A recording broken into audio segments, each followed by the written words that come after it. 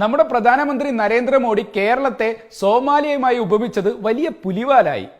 ഇപ്പോൾ ഫേസ്ബുക്കിലും ട്വിറ്ററിലൊക്കെ പോമോനെ മോഡി എന്ന ഹാഷ്ടാഗുമായി മലയാളികൾ ശക്തമായി പ്രതിഷേധിച്ചുകൊണ്ടിരിക്കുകയാണ്. ഇങ്ങനെ പ്രതിഷേധ പ്രകടനങ്ങളൊക്കെ നടക്കുന്ന സമയത്ത് അങ്ങ് സോമാലിയയിലും നടന്നു ഒരു രസകരമായ പ്രതിഷേധ പ്രകടനം.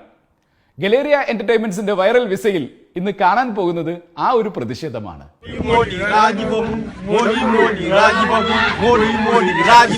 ലോകത്തിന്റെ ഏത് കോണിൽ ചെന്നാലും ഒരു മലയാളി ഉണ്ട് എന്ന കാര്യത്തിൽ ആർക്കും ഒരു സംശയവുമില്ല.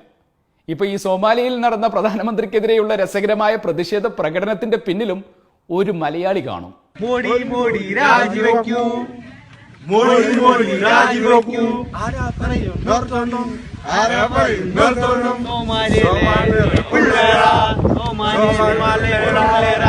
പൊങ്കാലയുടെ കാര്യത്തിൽ മലയാളികൾ ഒട്ടും പിറകിലല്ല എന്ന് ഈ ഒരു സംഭവം കൂടെ തെളിയിച്ചു കഴിഞ്ഞു.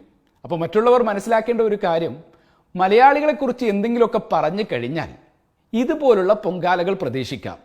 അതാണ് നമ്മൾ മലയാളികൾ.